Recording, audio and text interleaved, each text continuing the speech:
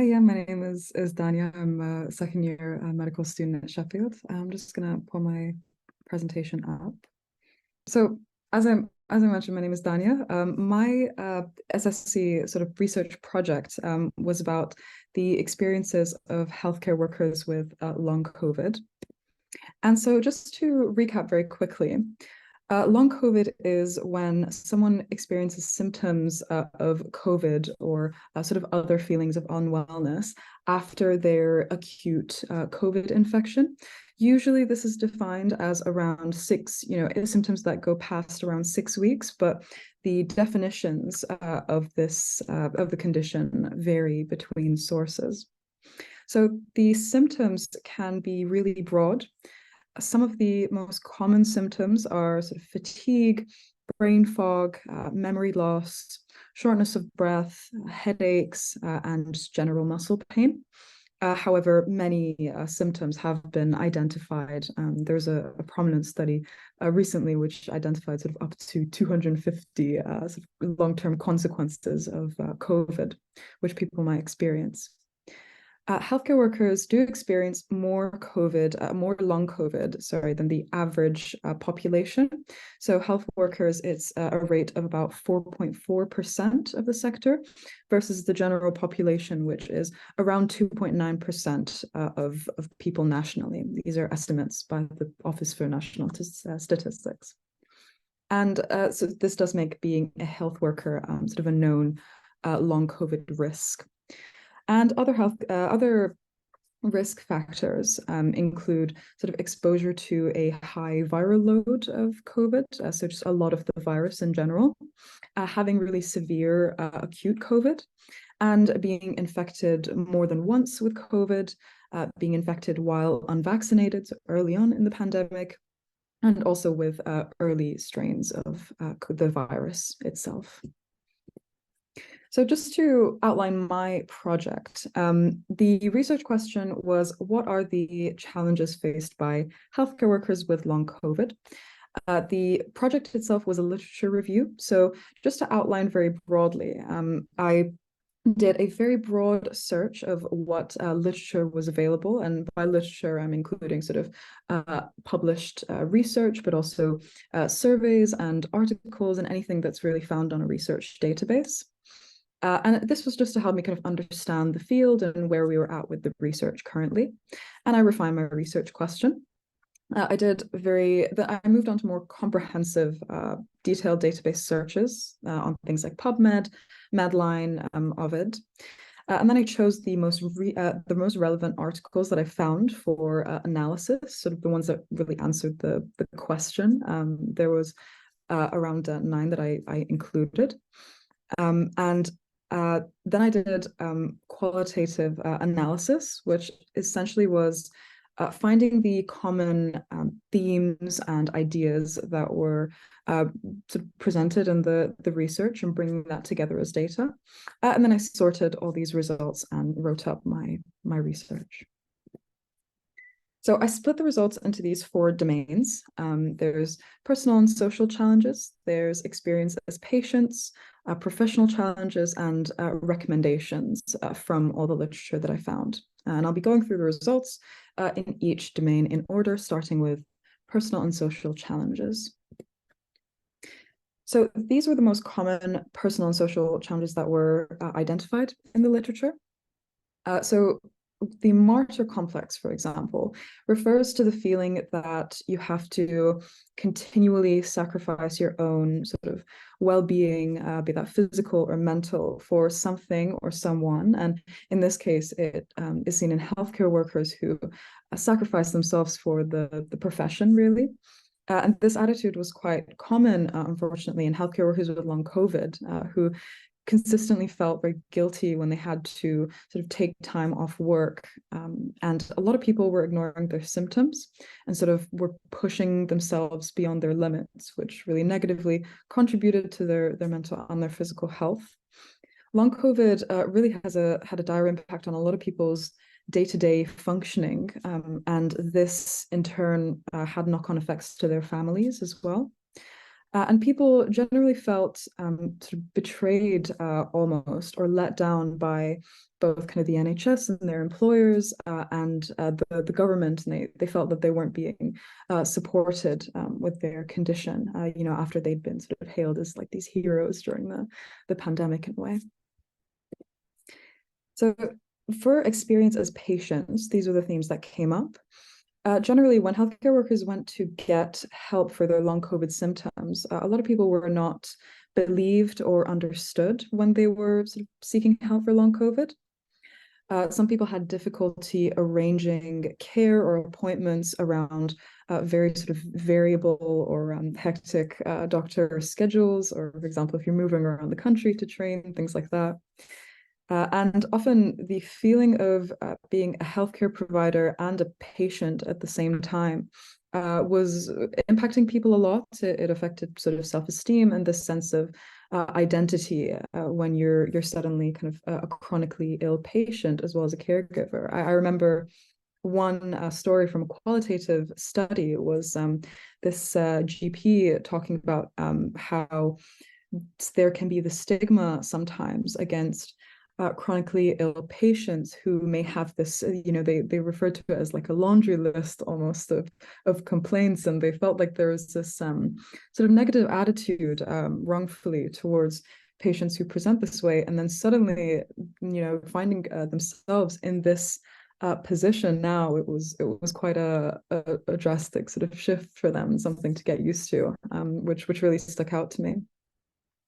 And then other people reported on the fact that certain personality traits, like sort of perfectionism or a lack of vulnerability, or things which are more prevalent in doctors and other healthcare workers, could also contribute to sort of poor health-seeking behavior. So these are the themes for professional challenges. Generally, while people were considered frontline workers, they had insufficient PPE. A lot of this data comes from this very big BMA long COVID survey, which and this almost definitely contributed to more long COVID in the sector, to be honest, looking at the scientific basis. A lot of people, because of long COVID, had to change their career plans, for example, switching to a non-clinical specialty. Or a lot of people lost their jobs, or had to cut back on their hours, especially people who sort of didn't receive sufficient accommodations in the workplace from their employers. And often people ran out of sick leave as well, and were sort of deemed not productive enough, or that kind of thing, and weren't really supported. And cognitive symptoms generally also make the job really difficult, in terms of this brain fog, the sort of thinking process that a lot of healthcare jobs require, and remembering names and things like that. And access to occupational health was often reported to be sort of very bureaucratic or hard to access, or things like that.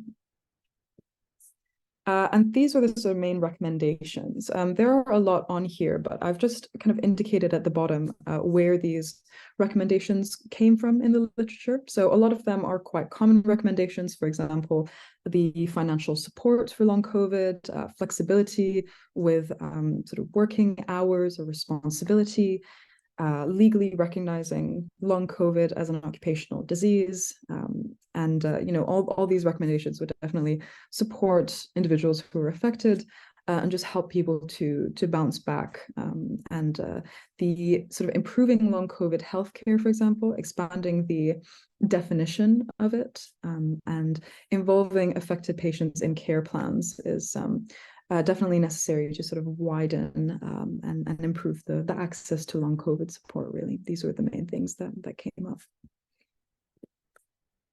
So just to summarize, there are lots of a variety of struggles. There's a lot of struggles kind of emotionally, professionally, psychologically, and physically, and things when lots of healthcare workers experience long COVID, and a lot of unique challenges as well. Recognizing long COVID as an occupational disease would allow healthcare workers to seek sort of benefits and financial support, mainly, even though resolution was rejected by the Industrial Injuries Advisory Council in 2022. Accepting this would, entitle healthcare workers with long COVID to receive sort of disablement benefits and really help them out. And COVID sick pay has also ended as of September 2022. So a lot of people, as of may be running out of their 1 year sick leave that you get for most NHS jobs maximum, and maybe out of a job because of long COVID. And so these recommendations really do need to be put in place to support our healthcare workers. And so this slide is just my sources. If anyone is interested in reading what I was using for this, the sources in bold are ones that I used for my analysis, and then the other links are sort of other background information that I used to collect the slides. And that is all for me. Thank you. Okay, thank you very much indeed, Dania. Just to emphasize that those references, it looks like you've worked really hard, Dania. The references will be available on the website via the link that Fran's going to put up later, so that people can access those. So, any questions for Dania? I can't see many people. So I don't mind if you just shout out. I can see Tom. Is my audio working a bit better? Yes. Or can you hear me? Okay. Yes. Dania, well done. We focused on the NHS, but I just wonder if you got any into other health organisations, health services else in the world who've done this better, more accommodating for people with it, or just generally more. No, I think I think with the research that I was actually able to find, I did just find that it was this really big gap. To be honest, I didn't find that a lot of people were researching this and really pulling together what different governments were doing. I think a few of my sources are from the US, and they're suggesting sort of, for example, like care packages or kind of specific like financial support. But I wasn't too sure if there are many other systems that are sort of have these specific measures in place to support specifically healthcare workers with long COVID and recognize their increased risk and things. But I do hope that is sort of researched a lot more, because it's quite important. Yeah. Okay, thanks. I can see David's hand up. Dania, do you think you could take your screen down, because your slides down, because then I'll be able to see the screen better. Should be able to see everybody. David, a question. Thank you, Paul. Thank you, Dania. Yes, that was quite interesting. Just my background, I've just spent 2 years working with the North Wales regional hub of Test, Trace and Protect, which is the Welsh version really of what you were doing, which ended completely this last March because there's no more funding. The disease apparently has vanished and doesn't exist anymore. Good, that, isn't it? But what I was thinking is, obviously there are some people who have suffered certain specific obvious physical injuries that are causing ongoing disability. But in terms of most of the other sort of more vague aspects of the long COVID, which are certainly very detectable, but can't be put down to any one other cause. I was just wondering if this as you mentioned, the people were trying to work on and not let down their colleagues. I was just wondering if that was actually a prerequisite, as it were, to the development of long COVID. The opposite being that if people had stopped trying to carry on early enough in their acute illness, might they have escaped getting long COVID in the long term? Which is a question I think we've come across in relation to some other viral illnesses in the past, and I've never seen an adequate answer to it. That's really important. I think from what I could understand in the project, the limited sort of project that I did, it seems like that is sort of a risk factor in terms of if you're sort of pushing yourself to your physical and mental limits, like a lot of people were when they had to be sort of frontline workers and these conditions and didn't have this PPE and all these things. It definitely seemed like if people had been able to sort of, you know, take time off much earlier or recuperate from the disease earlier, it seems like it is possible that you know, it seems possible that their long COVID, you know, may not be as severe, or they may not be experiencing as much long COVID. I think it's definitely a case. I feel like I've been seeing a lot of the accounts that were in the literature that I saw are from very early on in the pandemic, and I feel like it was very sort of, it felt like a kind of like a fight or flight situation for a lot of workers, where it was you know, there was this like sense of desperation, and you just had to do as much as you could for the NHS and the country, and you had to sort of like sacrifice and give your all and really save people. But I think that that could have been really detrimental for people. I think so. So yeah, I think it's definitely could have been avoidable if there were more sort of safety nets to prevent this like physical and mental burnout for a lot of healthcare workers, to be honest. Thank you. I'm slightly conscious of the time, so if you could just have one more person has got their hand up. Jack, do you want to just ask your question quickly, and we'll try and deal with it quickly, and we better move on soon. I was going to respond to David's question and support Dania really. I was a GP, and then I worked in the regional chronic fatigue service in South Yorkshire and North Derbyshire, and in some ways there are similarities between the sort of vague symptoms that we're calling of fatigue and cognitive difficulties and pain, etc. I think, in my experience, if people had been able to, perhaps, you know, issues around work or being pushed, you know, too much to do things, they may well have improved earlier.